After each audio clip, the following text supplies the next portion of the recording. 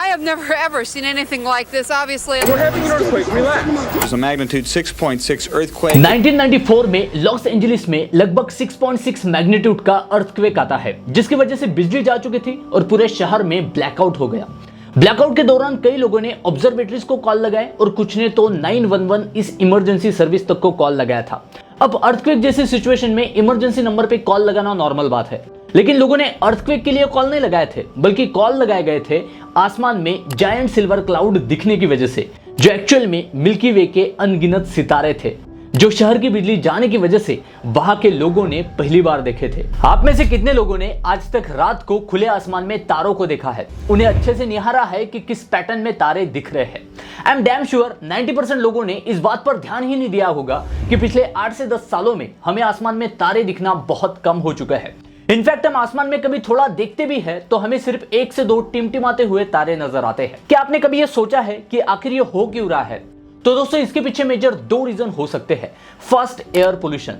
Air pollution इतना बढ़ चुका है कि वो पार्टिकुलेट मैटर हवा में फैले होने की वजह से हमारी विजन पूरी तरह ब्लॉक हो जाती है और हमें आसमान में क्लियरली दिखाई नहीं देता। और दूसरा और सबसे बड़ा रीजन है लाइट पोल्यूशन, जो वर्ल्ड इकोनॉमिक फोरम का अगर पिछले 25 साल का डेटा देखे तो लाइट पोल्यूशन 2017 तक 49% बढ़ चुका है, जिसकी वजह से human health, wild life, environment और बायोडायवर्सिटी जैसी सभी चीजें बुरी तरह अफेक्ट हो रही है। तो सबसे पहले ये लाइट पोल्यूशन होता क्या है? तो रात के समय जितने भी मैनमेड आर्टिफिशियल लाइट सोर्सेस है, जिसमें car light, street lamp, sign board, office and house windows, इनमें से जो भी आर्टिफिशियल लाइट इन्वायरमेंट में बाहर फेंका जाता है, जो बाहर मौजूद नेचुरल डार्कनेस में डिस्टर्बेंस पैदा करता है, उन सभी लाइट वेव्स को लाइट पोल्यूशन कहा जाता है, जिसके पिछले कुछ सालों में हेल्थ और एनवायरनमेंट पर बहुत ही सीरियस इफेक्ट नजर आ रहे हैं। 1901 में जब पहली बार इलेक्ट्रिक बल्ब का इन्वेंशन हुआ था, तो वो हमारे लिए एक बहुत बड़ा माइलस्टोन था।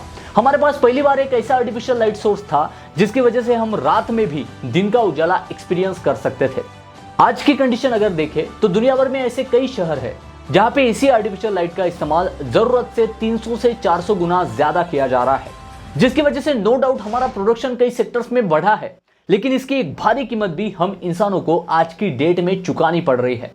तो सबसे पहले लाइट पोल्यूशन होता कैसे है, वो एक स्ट्रीट लाइट के एग्जांपल से समझते हैं। तो एक यूजफुल लाइट होता है जो उसे लगाने का बेसिक पर्पस फुलफिल करता है और किसी भी तरह का पोल्यूशन पैदा नहीं करता। और सेकेंडरी लाइट ग्लेयर जोन में पड़ता है, जो दूर से चमकने वाला लाइट डायरेक्ट आपके आंखों में पड़ सकता है या फिर किसी जगह पे अनवांटेड ट्रेसपासिंग कर सकता है। और स्काई ग्लो जैसे इफेक्ट भी इसी लाइट से देखे जा सकते हैं।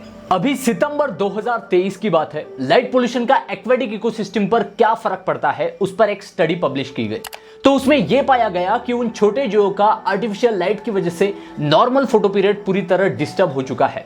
इनफैक्ट इसका वाइल्ड लाइफ पर भी बहुत बुरा इंपैक्ट दिख रहा है। छोटे कछुए हैचिंग के बाद चांद की रोशनी को फॉलो करते हुए पानी तक पहुंचते थे, लेकिन सिटी से निकलते हुए लाइट पोल्यूशन की वजह से वो रास्ता भटक जाते हैं। और यही चीज माइग्रेटरी बर्ड के साथ भी ऑब्जर्व की गई। एक रिपोर्ट में यह पाया गया कि हम इंसान जितने ज्यादा लाइट पोल्यूशन से एक्सपोज होंगे, उतने हमें कई तरह के डिसीजेस होने के चांसेस बढ़ जाते हैं, जिसमें स्ट्रेस, मेंटल डिसऑर्डर, ओबेसिटी और कैंसर जैसे डिसीजेस भी शामिल है। पूरी दुनिया में साल दर साल लाइट पोल्यूशन बढ़ता ही जा रहा है, जिसे हम प्रोबेबली कंट्रोल नहीं कर सकते। लेकिन सबसे अच्छी बात यहाँ पे यह है कि लाइट पोल्यूशन पूरी तरह रिवर्सिबल है, जिसे हम खुद के थोड़े एफर्ट से कंट्रोल कर सकते हैं।